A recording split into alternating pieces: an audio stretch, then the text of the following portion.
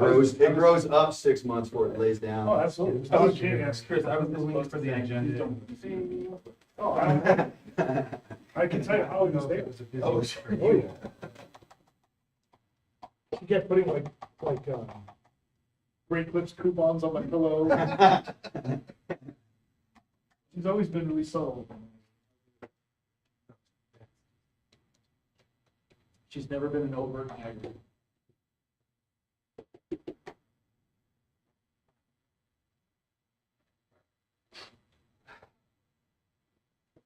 Cool.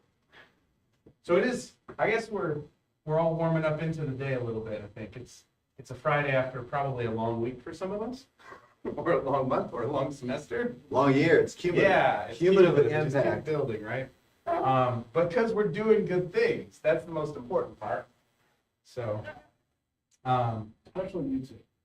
Thank you for everything you've done. And Christian, in regards to this whole compensation thing. So yeah, I appreciate it. You guys are doing a lot. I was just thinking on the walk over, that I've met with Chris about learning communities probably more this year than any other time than when we were Even than ever when we chairs, were. right? And it says something about just the amount of work that was we were trying to get done, for what it's worth. well, I guess if we're jumping right into things, just kidding, we're not.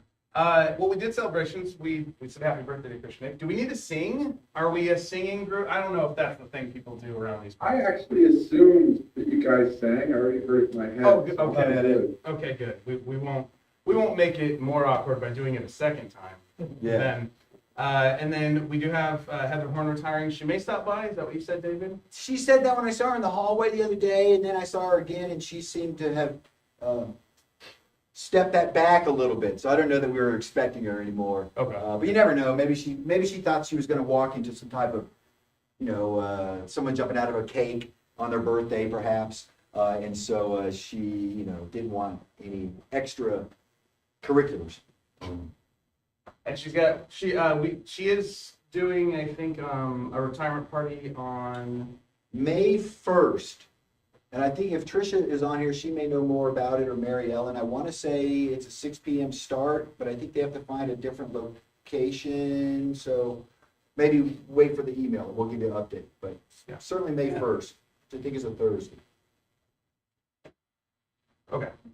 Are there any other celebrations we aren't making a point to acknowledge? There was one, Chris Ryder becoming PAR faculty coordinator. I don't know if I have the title completely right, but yeah. So excellent. Yeah, congrats.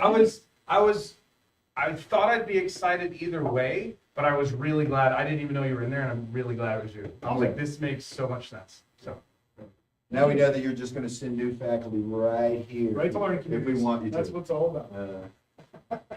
yeah, I'm like, well, good. I get along with Chris. We'll make this. We'll do this. Very, very That's less not that self-interest it would here. stop me. Anyways. That's why That's the wrong everybody's way. Yeah, They're like, this is malleable.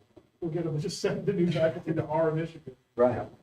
Are there other celebrations for people online that we're not thinking about or that you want to put on our radar?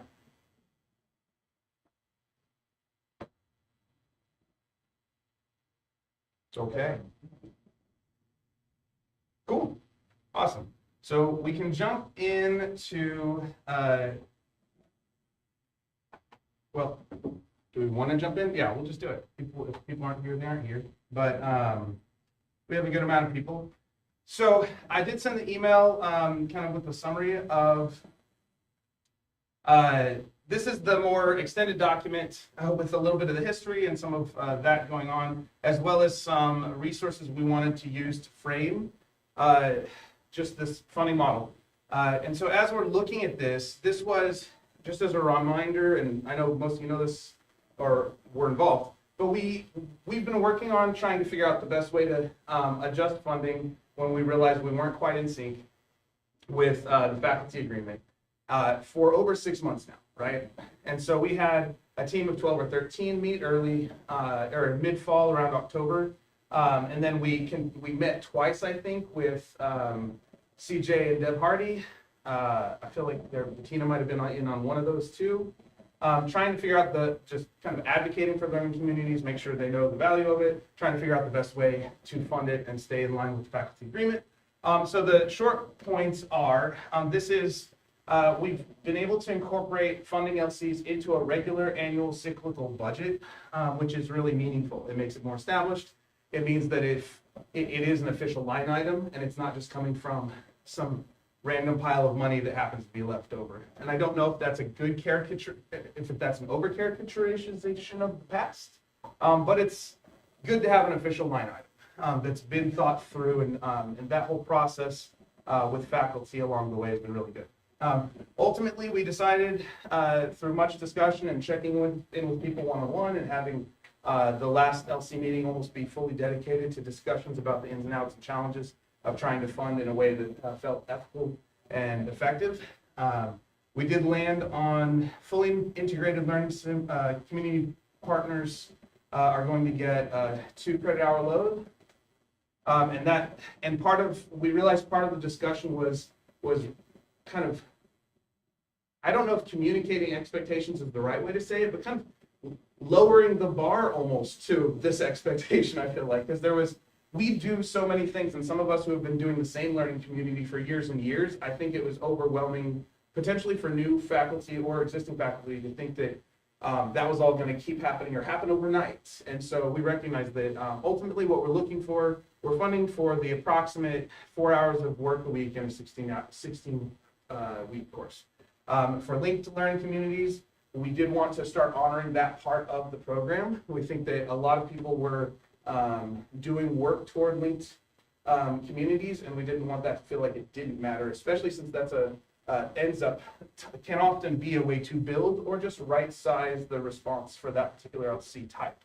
But they get a half credit hour compensation, and they're expected to be approximately an hour of work a week in a 16-week semester. The course caps are going to be set to the, let me go back to the email, because I did have different language to pull in here. The course cap for the LCs is set to the highest, can be brought to the lowest as long as everyone's in agreement, is the short form of it. But I did have that in the email too. So I'll make sure that language gets updated because I realized it didn't.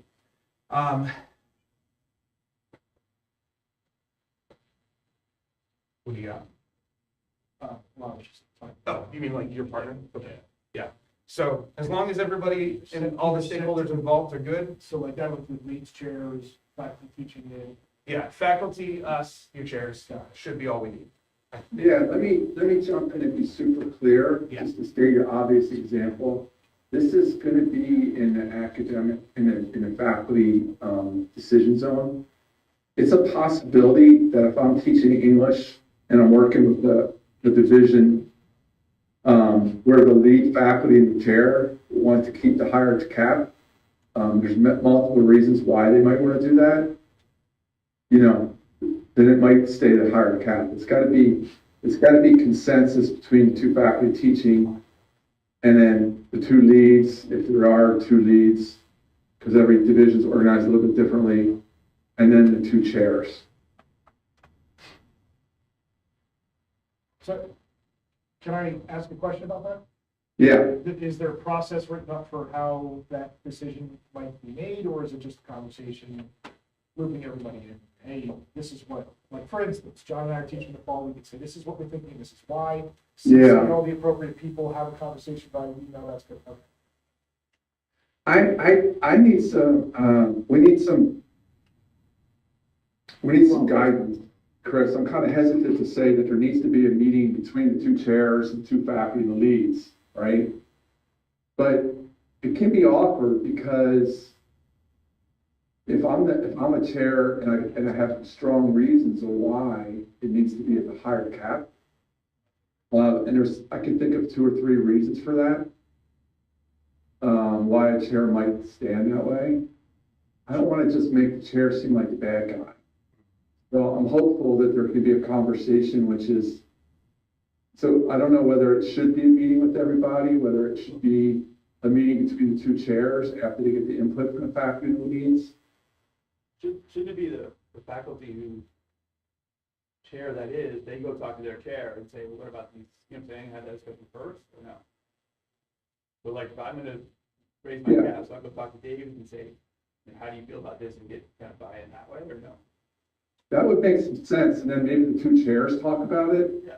Because, you know, let's say, I'll make up an example, which is probably not likely, because I don't want to get personal here, but let's say it was nursing. So John, you're teaching with a nursing faculty, and you tell David, I think this is really good for this English 102 to be the cap for English right now. And the nursing chair is thinking, you know what? We have rules, you know, we need to have 25 in that class. Then maybe it is just a conversation between the two chairs. And part of it is trying to, so no, I guess the short answer is there's not a process established. And part of it is because any one of the stakeholders might have a reason to keep it high or want it low. Which I think makes sense, and because of all the differential needs, disciplines, departments, everything. Yeah. Yeah, But I would like to see the argument kind of come from the faculty who are teaching the class, and yeah, not necessarily the chairs. yes. So let's slow down and just talk it right and come up with like a recommended practice. So talk it over with your chairs, and then what happens? The two individual chairs meet and talk, or what?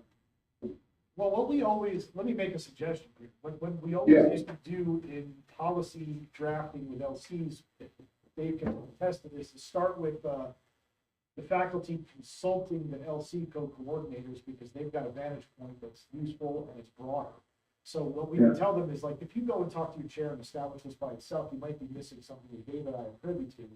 Come talk with us first, right? So that would make sense. So like John and I would say to Greg and Dave, what do you think about this, is what we're thinking of requesting? And then they could say, yeah, or they could say, no, that makes sense, but also consider the fact that this might be at play, or whatever. So, and then whatever the chain of command is from there, it doesn't matter. I just think that that's a good place to start, is to emphasize the consultation nature of the point of view from the LC co-coordinator. If that makes I sense. really like that, Chris, because the example I just gave, the LC coordinator might already know that there's accreditation issues for nursing, and so the nursing can't go lower. And so like it just stops any challenges there. They might have insights. I like that a lot. Or somebody new to LCs, let's say a fully integrated team, where the two individuals are brand new, they may not be aware of previous history in relationship to No. standalone classes and the leads in those disciplines. So there's all kinds of perspectives that sometimes helps. So I think that's where it should originate from personally. But, you know, like most things, if there's a good collegial conversation, I think the problem, whatever the situation is, so. I support what you all we just talked through. Hopefully Greg or David's got notes for it. I should get a transcript of it. We should get. So yes. Cool. Can I ask a couple clarifying questions? Is now a good time, or do you have more you want to talk? I think it's fine. I wrote down two questions, so just to make sure I've got it straight in my head. First of all, you said +2, you used the word load, I'm assuming you mean compensation to the equivalent of +2 load. Compensation to the equivalent of 0.5, right? Because we're not using load. Right? That's correct. Then the other point of clarification is does the 0.5 for the linked LC partnerships, that's an extra 0.5, so they would move up to 1.5 with a fully integrated. No, they're just at 0.5. They got lowered to make sure the two. So they would just be 1.5, right? No, 1.5 total. Yeah, so they get paid for the course and a half Oh, and then credit. an extra Yeah, yeah, yeah. Equivalent competency more, yeah. Whereas fully integrated is the 3 plus the 2. Yes. So by those calculations, if I'm not mistaken, there's a chunk of leftover money out of that $40,000, because we were looking at 2 and 1, weren't we? And we were over. And we were over at 2 and 1? Yeah, we were, yeah. I think we were at like 47. We have the numbers. Okay, We, so there's not a ton left.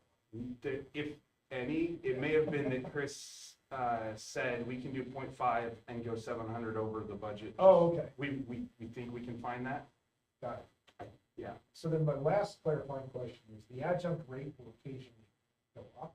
And I know that this is subject to change on a yearly basis. Yeah, I think that's the thing to remember, is this is what we've come to as the best equitable model we can handle for next For next year. And by working out the rationale and the balance of it and the why behind the decision, it'll make it easier to continue advocating in a structured way further on. Okay, and so for those of you that don't know, that extra 2, that extra 0.5 is paid at the adjunct rate. Per the equivalent of the adjunct rate for, just so that they're aware. Chris, that's true? It's always gonna be the adjunct rate for next year? Just checking, okay, thumbs up.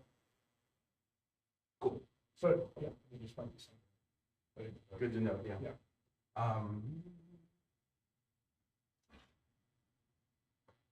Just so somebody's not thinking, oh, equivalent of 5 classes for me is this price, because this is, Oh, yeah. it's not what it is. No, I appreciate The you adjunct- clarifying the language. Yes, the adjunct rate, which I don't know what it is. There's probably. Cool. Okay, so we said course caps was part of that. We're, part of working through this is we are going to continue advocating on campus and beyond for varieties of funding sources, which we talked about. It was one of those things, this was trying to do things very quickly. So long-term vision is to keep trying to find better ways and more advanced ways to fund as best we can and support. And I think, yeah. And then the last piece is we want to make sure people feel compensated financially. And then the last piece is we want to make sure people feel equipped to right size their teaching to whatever they're doing. And so we did draw from some of our past conversations, especially the work afternoon we did with the 12-13 faculty, and essentialized a mindset and practices of efficiency, as well as some expanded practices of consistency that are meant to be resources. And so those are kind of core byproducts, I think, of this this process is we've always had the practices of consistency, reaching out, integrating stackable HIPs, recursive student self-reflection and assessment. And so what we wanted to do is say, well, what do we give LC teachers if they're linked, or if something, whether there's funding or not? One of the questions that came up in the meetings with administration and the committee was, where's kind of the line between what I would normally do and what is my LC work? And so some of these help us lean into the mindset of like, is there a way to maximize what I normally do for LC work?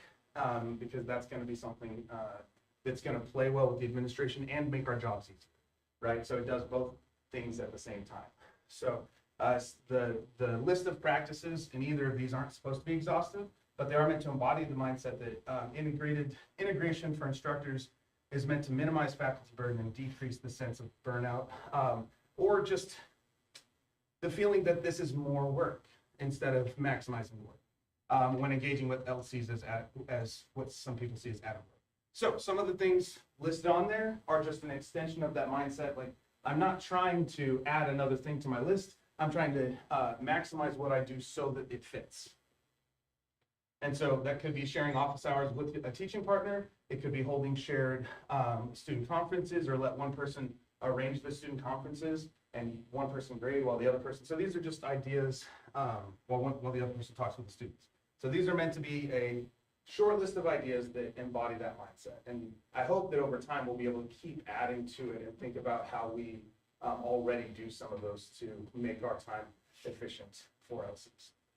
So that's whether there's funding or not. We're for the 3 credit hours or the normal load for a course. Is there a way that we can make that work better to tie in with other people around us teaching in whichever version of an LC they might be leaning toward?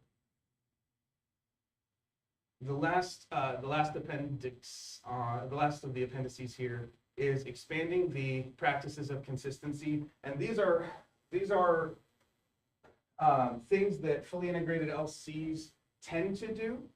And part of the mindset here is not that you would be expected to do all of these things or to do, and certainly not every week, but that these are potential activities you could consider doing as part of, like, if you're thinking, what's the 4 hours I'm being paid for, or what's the hour I'm being paid for? If we're getting into that very specific, kind of seeing that as a transaction kind of thing. And so those sorts of activities, if you choose one of them and it takes an hour a week, then that's your LC commitment for the week done. If you're in that linked model.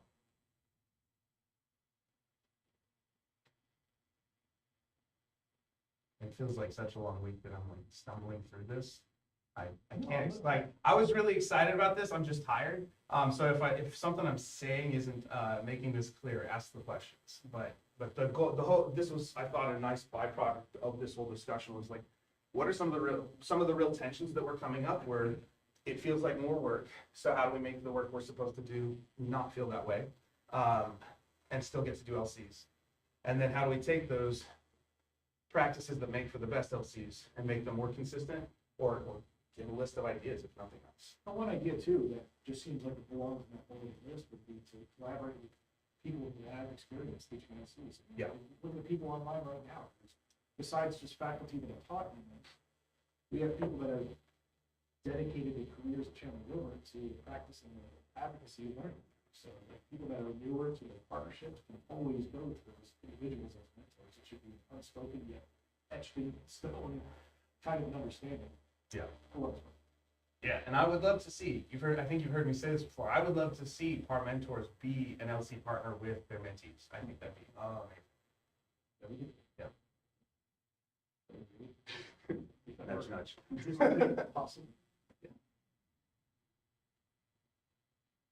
Are there any initial comments or thoughts on that, or is that just kind of something you want to chew on for a while, those two appendices?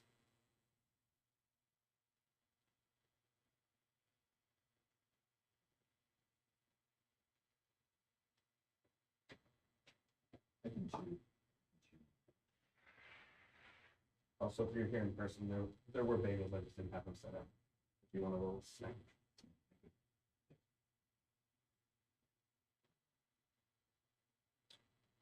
For people online, any comments or thoughts on the document at this point? Looks good.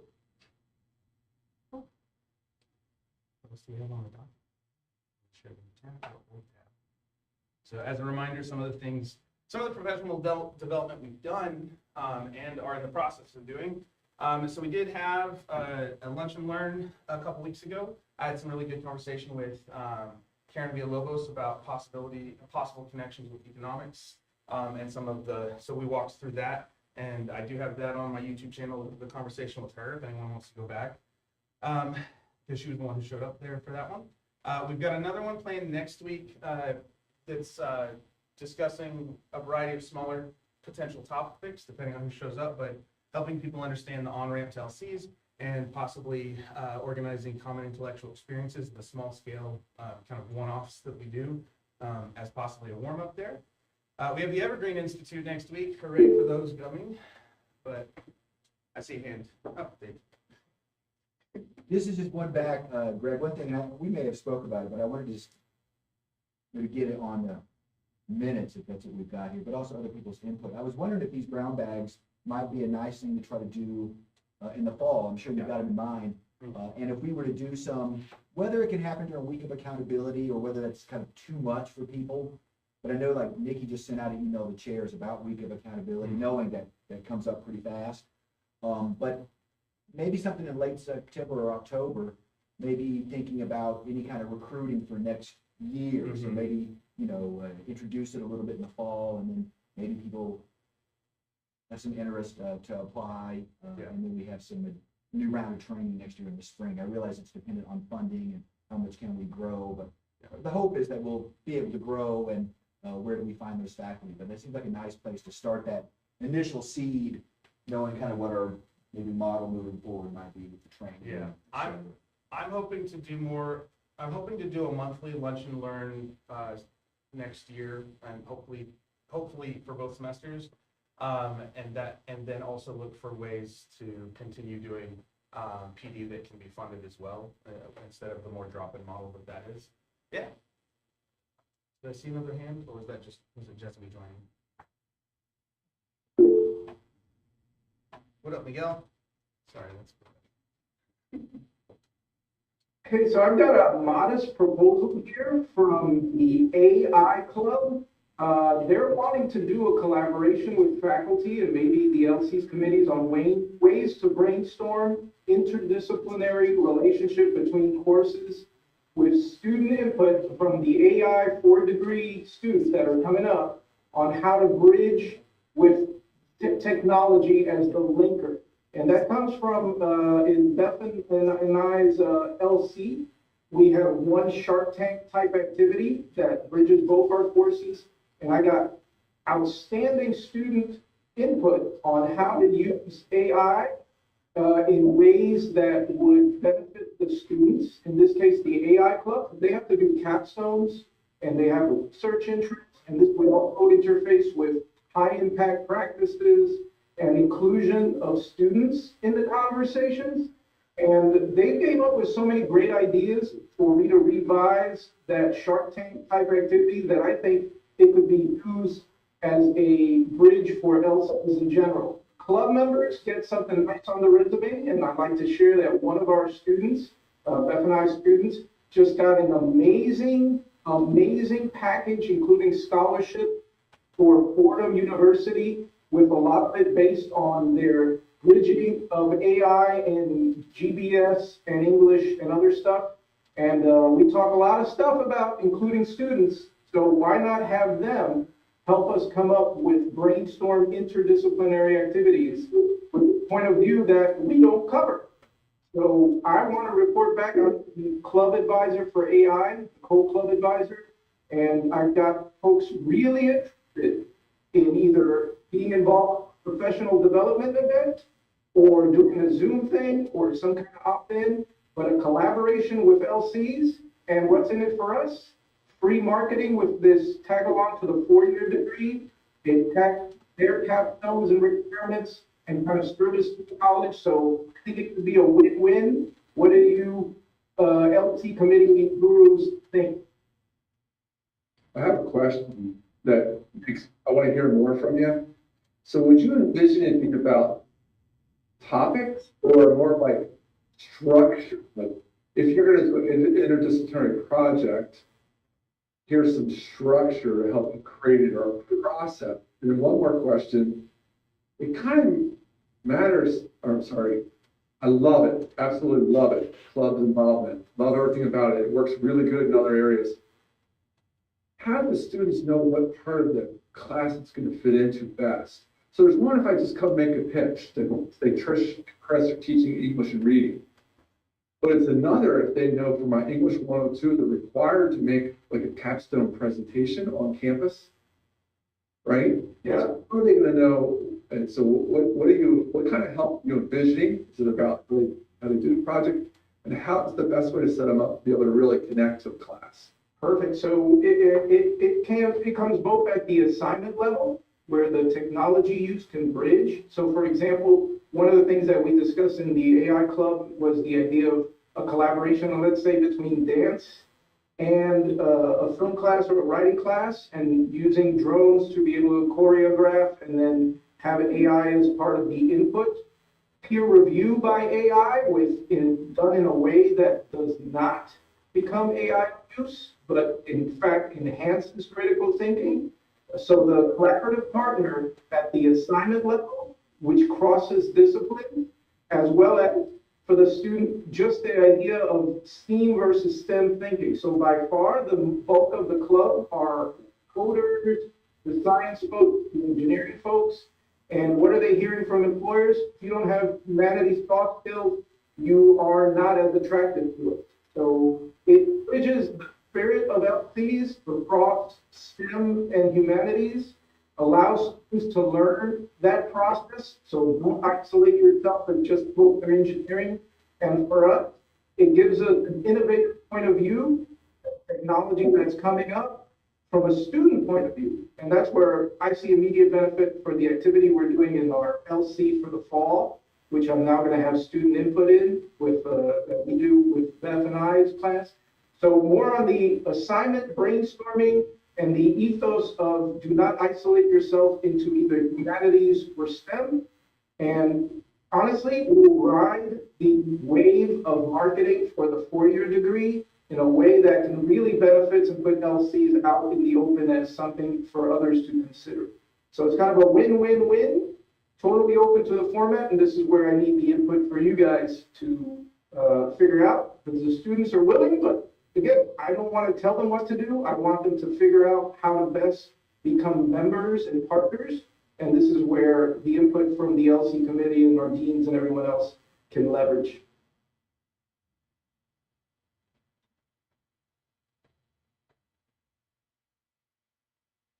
Well, I really like this idea. I'm in kind of prototyping brain with since my students are working on finishing up their game designs. And so the question I'm asking is less like, what does it look like, but what's the easiest way to start? And so, because I can see it kind of scaffolding up into all of those things. I like the idea of, the idea of us continuing to like schedule conversations, record them, have students and teachers involved. So as a minimum, like let's get people together, do our little, you guys know I've been doing the podcasting thing with faculty and some student interviews and things. So leaning into that as a minimum engagement, but then also this also brings to mind something that I think it's good for everyone to think about. If you are doing anything unique or anything that is worth documenting, which is everything we do, anything that's worth documenting and having a photographer in or having it recorded as an AI overlap, whether you see it as just the minimum functional learning community co-teaching, or you've got this really unique thing, like I have the photographers come when I do the service learning projects and have the kids over and all that fun stuff. Those are the kinds of things that we can get photographers from marketing in, or if schedules all work out, we can try and get technologies from the college to record, just like we do with provost meetings and that sort of thing. Or at a very minimum, I'll use my setup, which is not the best quality because I'm still working on $50 cameras, but you know, it does get us started. And so sometimes we have to start with that proof of concept by just doing that minimum level. But I like the idea of kind of starting to get those things scheduled and conversations happening, because there's even just Miguel and I having a conversation about AI, because we're working on a dialogue for 3C's journal, was really fruitful just to have conversations. So, but for everyone, if there's ever a day where you're like, this is one of our locked-in days. This is our bread and butter day where it's very clear the benefits of learning communities in this particular day, and you want us to schedule photographers or do a recording of that that can be then accessed and used as training for others, or a model for anything else. Documenting that work is really meaningful. So I'm gonna stop monologuing. I was just thinking this is a great transition, not that we're gonna be done in the area, but we can come back to it. I just wasn't sure how long Anna had to hang out today, but I thought that was maybe a nice transition to what Anna wanted to share, if my memory is right, but this kind of ability to showcase what we're doing, which is one example that you're talking about, Greg, but I think that Anna's thinking about it in terms of student work as well. So maybe Anna, if you want to, since I don't know how long you've got. Yeah, I mean, I'm here for the whole time, but I can definitely jump in and share now. So our HIP showcase is coming up next week. So far we have like 74 students who are going to present over the course of 3 hours. Yeah, it's a huge number. Yeah. Super excited, grateful to all the faculty who have submitted their student projects. We do still have room if any of you are interested in showcasing any of your student work. But we're working on making next semester even bigger. We're thinking about adding a remote option or like a virtual component to it. So it's not going to be filmed, but we do have a photographer coming on site. So kind of like Greg was referencing, yeah, we will be documenting it. So it's next Wednesday morning, starting around 9 a.m. and going till about 12:30-ish. We'll have 1 hour waves of student presenting. And it will be in the student pavilion, which I think if there's any other relevant info for you all around that. You said what? 9 AM to 12:30 PM. Most of our presenters will be either at 9 AM or 10 AM. We only have like 8 for the last hour, so bear that in mind. But yeah, we'd love to have any of you show up and talk to students. There's some really cool projects going on. We've got I think 6 FOIs represented, so a good breadth. Yeah, really excited for that one. Are there any questions about that before I move on to the HIP award? It's another thing I wanted to talk to you about. No, I'm really glad you're doing the showcase, and I like that it's in the student pavilion, because it makes it more I was hearing about it like as a pop-up museum style thing that people were doing, so I like when it's very visible on campus. Yeah, I like that pop-up museum style. Yep, David, we do it every semester. Yeah, in the fall, it's usually the week after Thanksgiving. And in the spring, it's a weeks before graduation. So we try and get it towards the end of the semester so students have more complete projects to showcase. When's the deadline for those in the fall? I'm just trying to think a little bit ahead for the new LC folks, but also I'm thinking a little bit about study abroad, because we actually have a pretty big group this year, and I was just thinking, yeah, I need to capture some of what happens there and be able to showcase it. So I just want to make sure I had it on my own calendar. When might be the time to look for the applications for students to be involved? You have an idea? Yeah, we haven't set a date for the fall. We probably should. That's a great idea to have ahead of time. But really, like a week before the showcase is when we'd ask for you to kind of lock in how many students you have. Posters, so it's a poster presentation. Every student has a poster. We do have one comm student who's going to give an actual speech, but otherwise it's kind of like a science fair vibe is what we've been telling students. They seem to resonate with that more than like a poster session. And so as long as you can get your poster printed in time, which the copy center will do for free for faculty or staff, and they're usually really quick. I just submitted one this morning and it's already ready for you to pick up. So I do recommend giving them a day or two, but yeah, Miguel. Do we have anyone who's reporting back and presenting about internships that they've done or anything like that? Because anything that ties with workforce would really capture both the student attention as well as faculty value.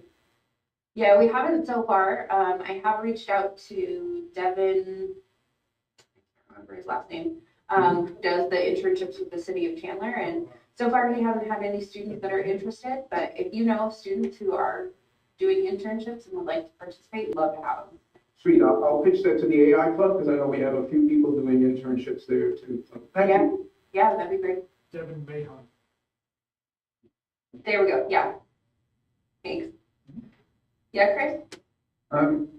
This is to the faculty, the leads, the chairs. I think maybe we just have 2 divisions represented at this meeting, but from the program review, what I've been impressed by is the acknowledgement of student awards and student accomplishments. And I really do think it would be good for every division to start keeping informal, I guess it's 3 divisions, sorry, Chris Ryder, keeping informal records of the students you've acknowledged. That this isn't like an award, like they were at our college and they presented and showcased a project with a high impact, there's something successful about it. And then that's possible, then, we can, I don't know, we'll get in touch with them afterwards, or we'll be able to mentor them. Hey, remember that thing you did the HIP showcase? That's going to be good for your application to ASU. So the more that we're aware of, cognizant, and I guess in some way tracking, and maybe perhaps more we can help those students get even more out of their accomplishment. Yeah. I like that. Oh, go ahead. I was just gonna say, I like that idea, and I was thinking about, as far as practices of consistency for LCs, we usually have our teachers submit some sort of artifact, and I thought it'd be a good thing to have almost like what we want students to do with e-portfolios, but where we're tracking like that LC, or we're tracking all the LCs, and instead of just kind of tucking it away in a Google form or a Google Drive as proof, putting it out there on some sort of e-portfolio Google site. We're and so that it's a little more visible. So I think that I'm just resonating with what you said, I guess. Yeah, and to Chris's point, we do offer certificates of presentation to any student who presents. Most of them don't take us up on it. So I think the first 2 semesters, I think I printed over 30 each time, and only two students picked it up. So if that's something that would incentivize your students, or you'd like for your students to have, we can, I mean, I'll wait for them to tell me they want it before I print them, but yeah, that's something that we've offered to students. And some students have added it to like their LinkedIn or e-portfolios. Cool. So then I did want to talk about the HIPS award as well. Is now a good time, Greg, or Yeah. would you rather me wait to then? Oh, we're good. Okay. So this is actually a faculty award, faculty or staff. And it will be presented at the end of year celebration, which I think is May 3rd, May 2nd. It's coming up in a couple weeks. And so we have a form open to nominate any faculty or staff who have done outstanding work in HIPS. Because we want to recognize you all. I know that, learning communities is a big commitment and you have such a big impact on the students. So I wanted to bring that to your attention. I can drop the link in the chat. I didn't have it pulled up, but I can do that right now.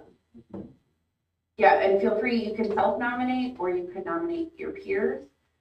There's bonus points on the rubric for if you have presented about your project. And I know that learning communities presents, we always send folks who present to the conferences. So yeah, we'd just love to recognize all of you for the hard work that you do. That form is due, let me see. I wrote it in that is open until next Wednesday at 5 p.m. as well. So you've got about a week left, less than a week. Today's Friday, thank goodness. And I'll drop that link in the chat. Thanks, Ann. Any questions?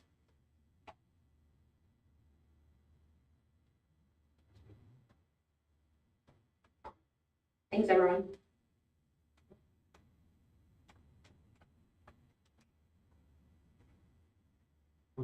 Jasmine, I think, you were on the call, right? I am, yes, and I apologize for being late and not in the room. We were just shooting the breeze for a few minutes and celebrating Chris's birthday and stuff, so you're all good. But yeah, you're welcome to have time here for helping us stay on track with scheduling. All right, yeah, so I would encourage, if you're teaching an LC, to double check find a class and make sure everything looks the way you expect it to look, and if anything is inaccurate, reach out to your admin and we can get it straightened out. There's also a handy report that your division admin or my office can run if you need help. The comparison of multiple class rosters.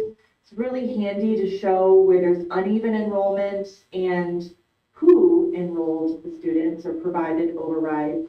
Most often, A&R will accidentally provide an override, but if we just send them this list, they will correct the error.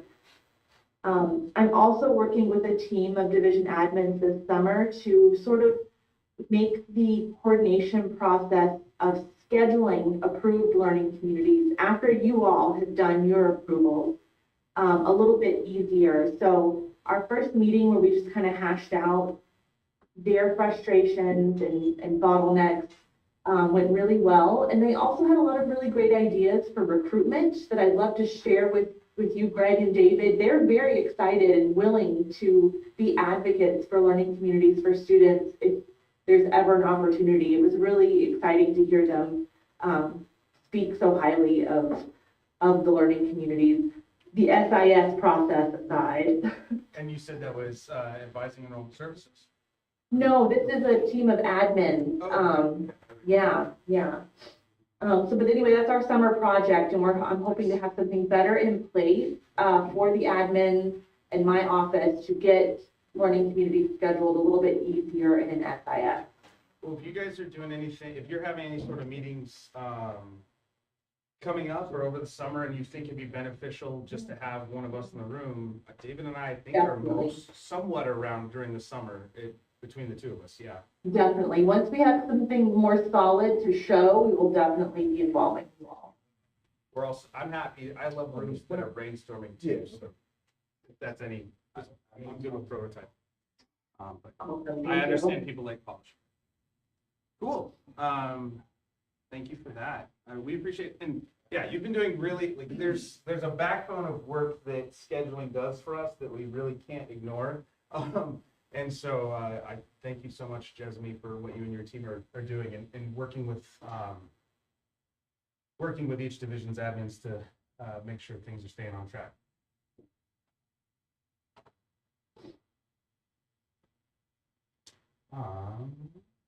So we have that tool. That's cool. Check SIS. Let's see. The next thing I have as far as updates go are just some, I don't know if I call them quick updates in marketing, but the fast version is we have one summer online LC that's for English 102 and ENH 254. That's Miguel and Amanda's. It is the Malik, what did I say, Miguel? Miguel. Yeah, Malik, My not me. brain said it right. He wanted to make you work in the summer. So, yeah, no, I'm sorry, Malik and Amanda's. And that is the edge of the known composition and research through science fiction, film, and lit. So if you have a one-on-one class, or if you have a student who's interested in humanities or science fiction, or if you want to plug it to the AI club, if they need something like that over the summer, that's a great wedding present for them. Yeah, banking would be a great thing. They did just do a batch email this week. I gave Miguel the way to do that. No. Yes, I did. Yeah, it's my fault. Sorry. Uh, There was a lot of Malik, coyote calls so they did send a batch email to current 101 students, so hopefully it'll help drum up a little business. Yeah. So that's the one coming up immediately. We did see a lot of people, and we got this kind of still tying to SIS. We did get some reports and met with Dean Fee and Bettina. Have fun, Chris, and have a wonderful birthday. Birthday, Chris. But we did have a lot of enrollment into the attempts at enrollment into the English 102 side of this in February. But the normal SIS processes were keeping people out. I do think when I was going back and looking that it was not people trying to get into an LC, and so but we are looking at those processes to make sure we minimize frustration for students and make sure they're not like hitting a wall where they actually do want to get into an LC. But yeah, there's nothing better than the teachers promoting to their students that LCs are happening and trying to specifically focus on individual ones. So that's the first one coming up, but you can also just share the summer and fall 2025 learning community reference sheet here. And so please send that out through email or Canvas. I do have stacks here printed, but you can also use that. If you want me to get a couple for each of your, get a set for each of your classes, you can just send me the email and I'll make sure that they get delivered to your office or wherever you want them placed. And then, yeah, I did meet with Jenny B. We can continue to post to social media and tag CGC on different platforms from our personal accounts or whatever you use on social media. And so if you're highlighting things in the classroom, tagging at Chandler Gilbert, I'll make sure I get the right tags for the different platforms. But we can kind of self-promote that way. So if you have any sort of social media interaction at all, that's a great way to do it. Also, even if you're looking at your class and you think all of my students are in their second semester, they've been through most of these pairings. What I have seen in the last couple of years are students who have suggested LCs to their siblings or friends who are still in high school. So don't be afraid to give them the materials and encourage them to pass them along to friends who are graduating this year and coming in, because that's one of the benefits of having kind of that timeline. What am I trying to think of? The overlap between your high school and college experiences. If you have someone there, you're more likely to get there, and you have those advice-giving mentors who are just a year in front of you. Whatever that process is called that my brain is spacing. So those are all things we can do. I do want to keep generating short-form content from the student interviews I've done, but I also, if you're having LCs and you have students that you think had a good experience or want to talk about it, and would be willing to do a student interview, I would like to keep making more and more of those, and get a robust archive of student responses over time. That's all I have there. David, do you want to share about the meeting that enrollment services advising that we've got up there? Oh, gosh, is Jesme still here? Maybe Jesme should, only because I feel like, well, you know, Jesme sent me an email and, anyhow, I should not say anything, but anyhow, I'm not Jesme, here, I'm sorry, what do you have a follow, what do you question? I'm thinking about that meeting we had with Fee and Bettina about SIS. Oh, yeah. And I wasn't really sure what to do with it. I was just kind of felt like I was just there listening. I was online. I know Greg was in the room. It may have been a very different experience, but I wasn't sure what to do with it. And I think maybe you got a better sense of what came out of that or what can come out of it. I felt like there was there's about a couple of things. General frustration with the way that LCs are set up and that honors are set up and how that information is translated to find a class, all of which we have no control over. So, I know Fee sent that report of students who experienced issues with enrolling in learning communities. To be honest, I have not taken a deep look at that report to understand what those issues were, because in my mind, if a student was unable to enroll because they were enrolling incorrectly, it's functioning. It shouldn't let them enroll in one section. It should block them. But if they're trying to enroll correctly in both sections and they've met prerequisites and they're still experiencing issues, then yes, that is a problem. But it's a system problem that I'm not sure we or even they can address something that's system-wide.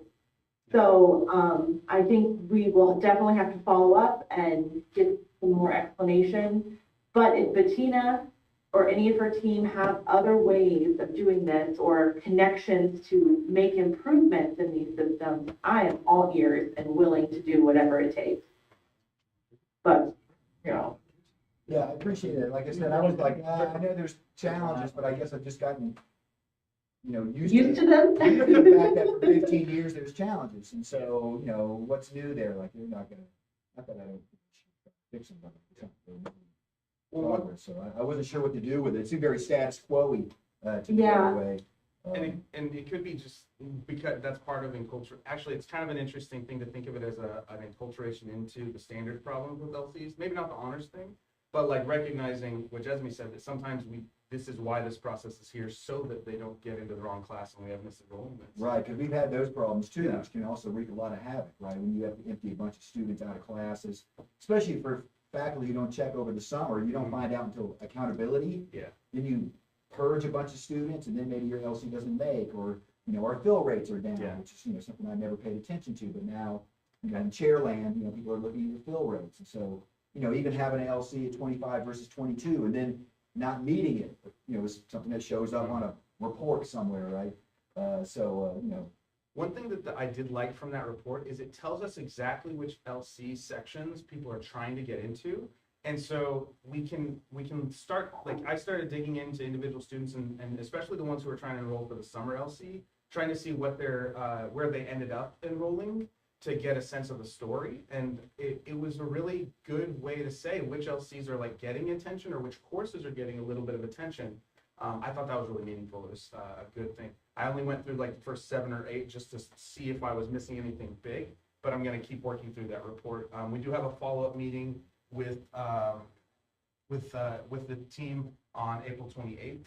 There's a placeholder there right now, so we'll be able to keep working out the logistics there. Other things we had for enrollment services and advising, this is just to let you guys know we did it, because I know advising and the connection with those teams has been one of the points of tension potentially. So David and I met with advising before spring break, which I think I mentioned in March, or may not have got a chance to mention in March. I met with enrollment services in March as well. So we had advising, then enrollment services, and then we had that continued conversation. But we did get to emphasize the benefits of LCs to their whole team.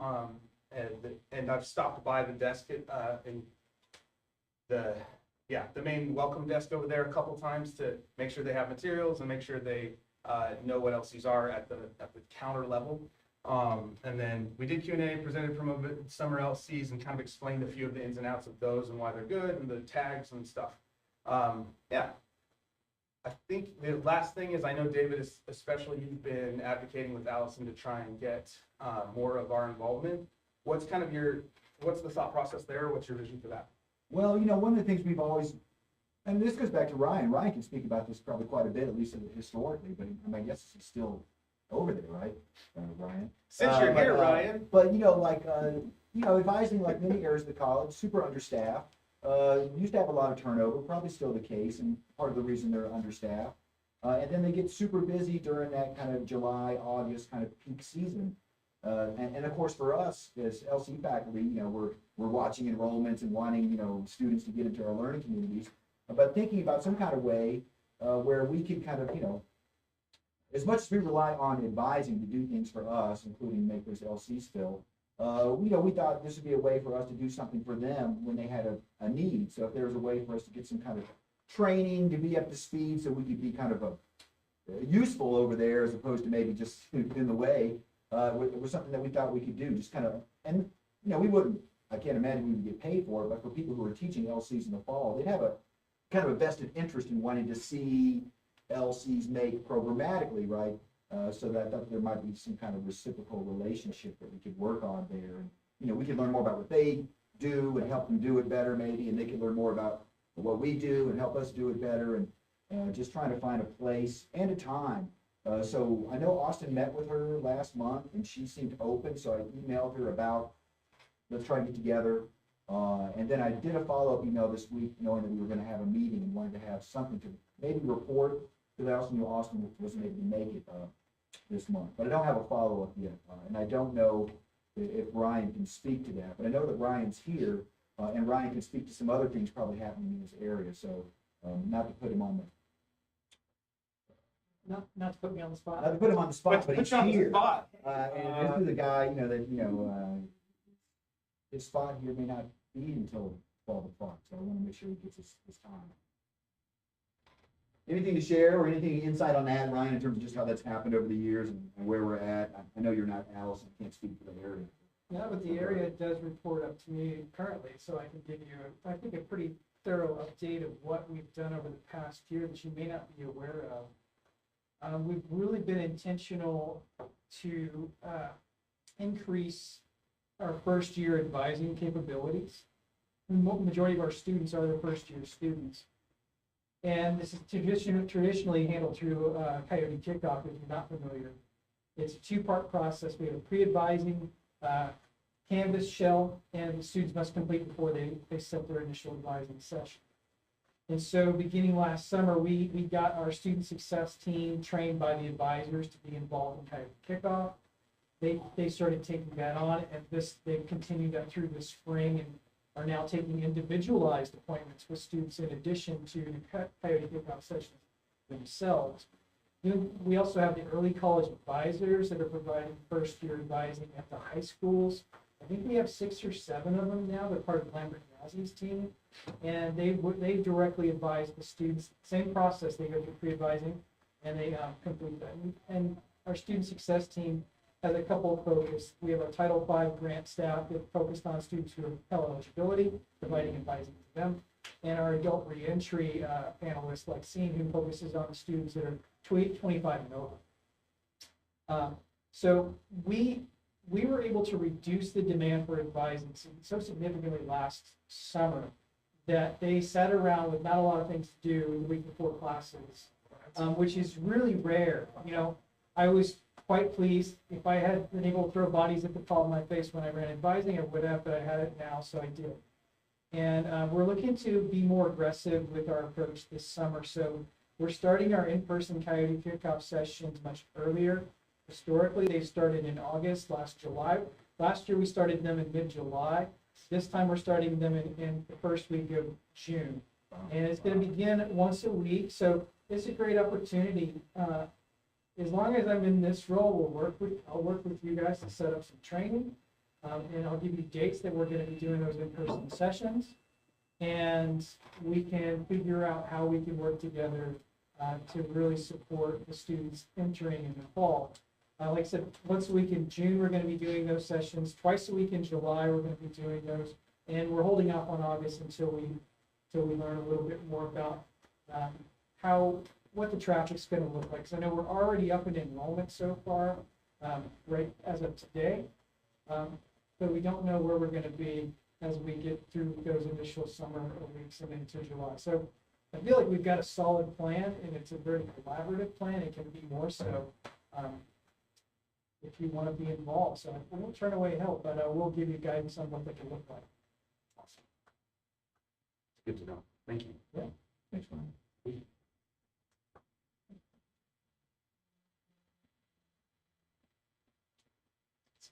Oh, and if I can just add one thing, we've had vacancies in DRS. So we repurposed the vacancy to now be a split position. It's going to do DRS intakes like it was before, but they're also going to be responsible for advising the first year DRS students as well, because that's a population that takes more time, and we can pull them out of the queue for Coyote Kickoff to work with the general advisors to work directly with DRS for more enhanced wraparound support. Great. Excellent. Well, the rest of these, I think, are standard updates and calls as far as the agenda goes. The National Learning Communities Conference, November 3rd to 5th. Proposals were due the 15th, theoretically. Sometimes they extend those. David and I were like, that feels really fast, but some of us did get some things in. I will say, if you did not get something in and you really felt like you wanted to, submit over the weekend. There's some I flexibility there. think that group meets on the 21st, which is Monday. So I think if it's, I talked to someone who said if it's there on the 21st, we might be able to review it. So if you wanted to, the weekend's the time to get it in. I don't know. It never hurts to try. No, I think that's the internal Iowa Oh, State gotcha. group. I think they're just gonna count and see where they're at, you know. So, I see. I emailed her this morning, I said, I didn't make the deadline, what's the chances? Can I, should I? So everything else that's included in the agenda are the standard things, national research on learning communities if you're bored, reference for if you're thinking about what a potential partnership or you know someone, you can share the on-ramp with them, what LCs can look like. Yeah, so those are all goals we've been aiming at. So action items for this meeting specifically, if you wouldn't mind, continue to help us promote LCs by either printing out or asking me to print out for you stacks of our one-pager, which was linked there in the document. We also have individual flyers with QR codes to just the website that has things like that. So if you want either of these materials to hand out to students, we do have those, and I can make them for you. There's a specific way that marketing would like us to print the official materials out, so they prefer we use the nice silky paper, since if we're doing it for the official program, which is why I'm saying, like, let me know. But we can get you those materials. If you're doing anything with your class, or if you've done anything that's been documented, feel free to send that through so that I can use those materials as I'm trying to put stuff together. As May and June and July come through, I'm going to be trying to ping the school's social media as often as I can. If there are any things so those are the key action items, right? So continue helping us to market, share with your students, encourage them to think who might want an LC, even if it's not for them. What other action items? Yeah. Two things come to mind, Greg. Really just thinking about maybe some of the documenting you're doing, right? Let's make sure, and I'm sure you've talked to her, but let's make sure we capture Heather before she's gone in terms of like her experience and, faculty and those things. But maybe since I know Vanessa Sandoval, who was her teaching partner, just retired in December and is taking pottery classes, right? Maybe we can get Vanessa too, maybe together, but both of them. And then Chris, thinking about that former student that was at that event with Northland Pioneer, she was so fantastic. Maybe getting her in contact with Greg to kind of capture some of that. Well, maybe both of them, but I just remember the one who's, I don't remember, can't remember her name, but the one that also had my LC before you and Anthony. Yeah. You know, those were some, you know, they're hard to find these student testimonials, so they might be worth capturing. I thought they were really, it's like the highlight of the thing to me, was the students. I'll forward her info to both of you. Greg, if you want to reach out to her. She was like an LC 10 years ago, Greg, and now got a master's and is teaching at Mesa, school in Mesa. Really good story. Yeah, I'd like that. I also know that I interviewed one of Miguel and Beth's students from Fall, who is one of the ones who got a really cool program. I did want to show you guys so if you go to my YouTube channel, you can see one of the playlists is LC, some of the LC resources, including Chris, David, and I trying to start documenting the history of LCs at CDC. So if you're bored and or if you're driving along in your automobile and you need something to listen to, you can go listen to that. You have a quick link to these? Do what? You have a quick link to these? I will put that in. Yeah, I will put that in the agenda. yeah, the agenda. So so that includes interviews with students, questions I've had from faculty, individual talks with faculty who are curious about LCs.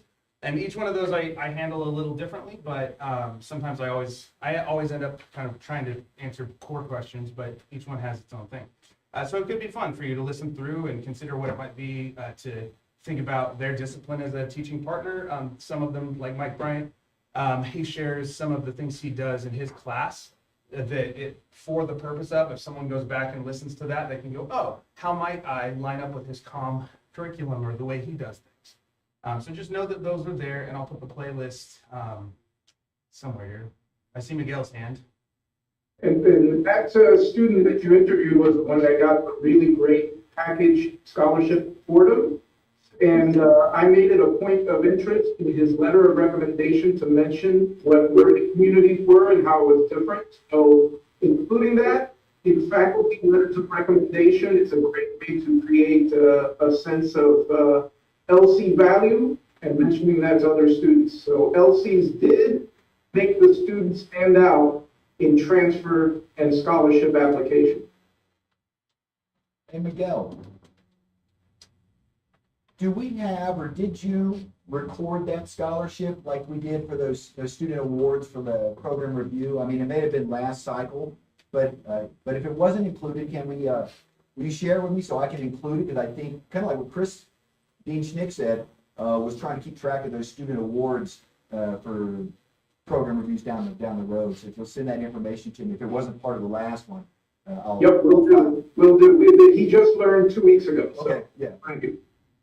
Perfect. Thanks.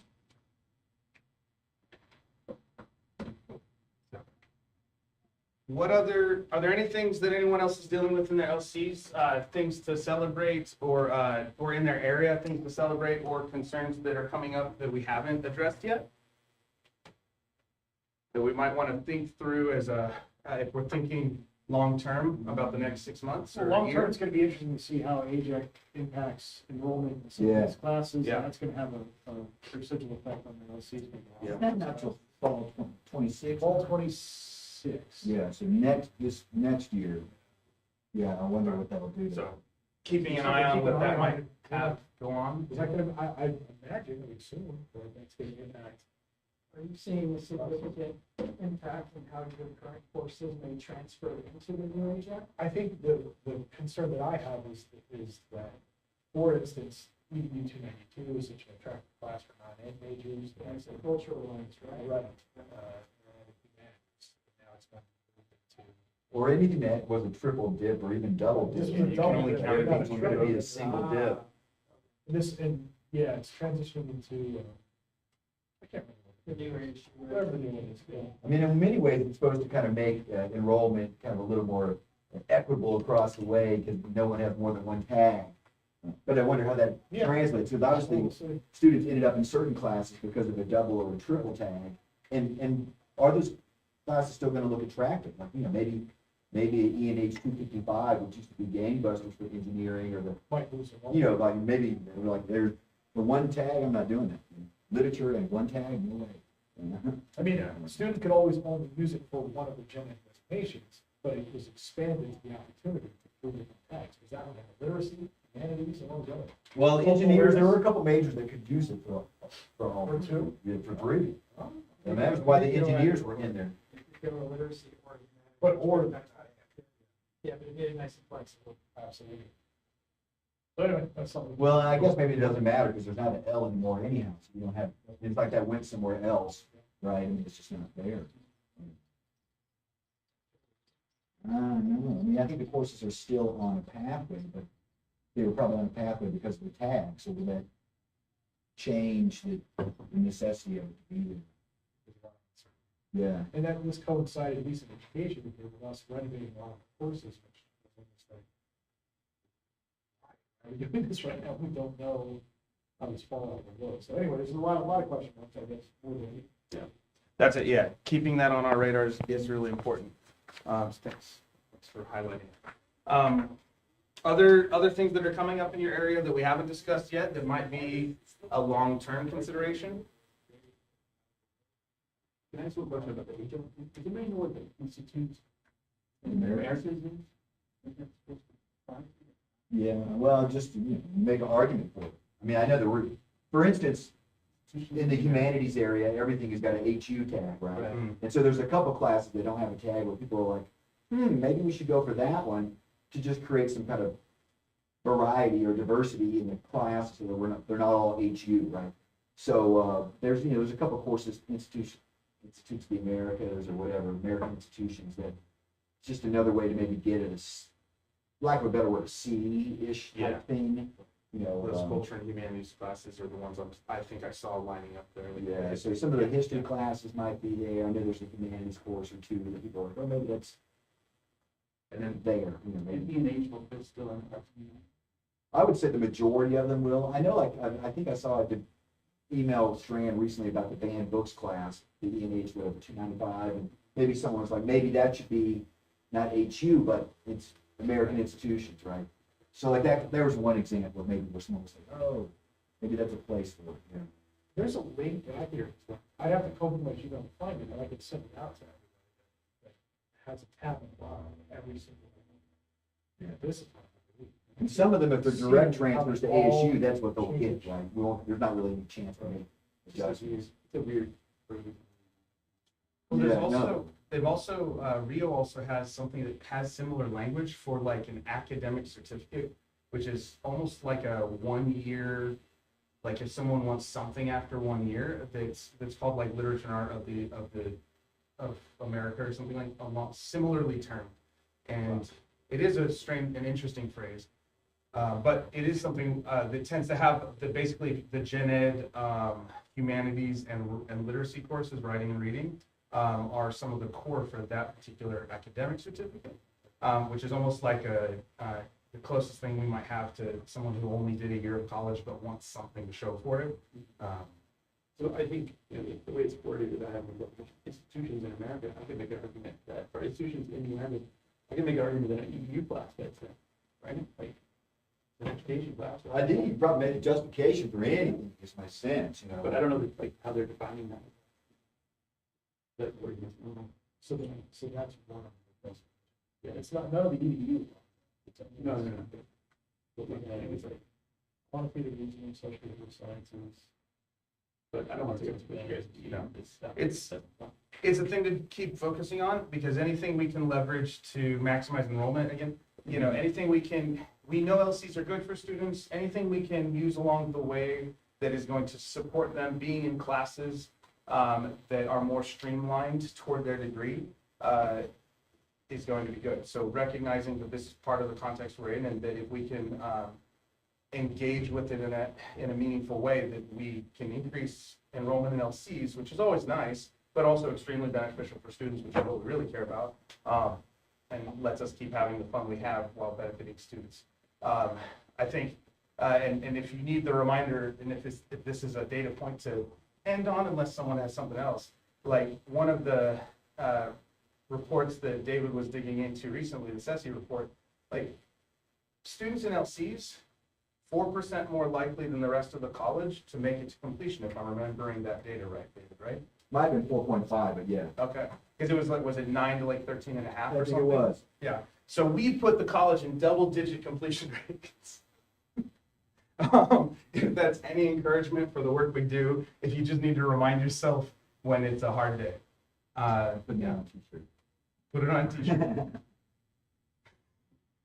Any other thoughts, anything anyone else wants to share? It doesn't have to be about LCs, we're kind of just seeing what you guys need at this point, I guess. Well, what I'll say about that bit of data, which I only discovered in the last month, having to do something for HLC and Teresa Wong, is that it was off the dashboard that Anna had put together for high impact practices, right? And LCs had a particular tab on there, as did all the other HIPs, and of course compared to the rest of the college. So it was only by looking at something that Anna had requested and then shared with me that I was able to find that news. So thanks for that, Anna. And for those of you involved in the other high impact practices that don't know about it, you can ask her about that dashboard. Because, looks at some success and some other numbers, but the certificate degree completion is part of it. Yeah, yeah.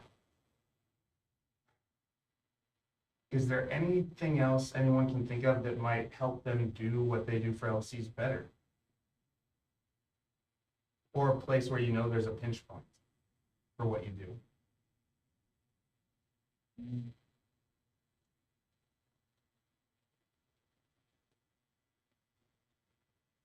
Cool.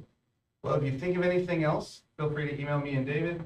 If you have any needs, thoughts, or want us to come plug LCs in your class, we can try and schedule that if it works out. We'll do the best we can. Always know that you can ask us for more than we give. So don't feel bad about that. If we can't, we won't. If we can, we will. But it never hurts to ask. So with that, unless anybody has anything else, I'm going to say we're done for now. And then some of us are coming back at 12:30 for the workshop training day 2. Thanks for the coffee and for the. Yeah. If you're here in person, grab bagels. If you're on campus and want a bit of a bagel, swing by. I have a whole plate of them. So Yeah. have a good one, everybody. Thanks. Enjoy your weekends. Enjoy your Easter, if that's something you celebrate. Whatever you.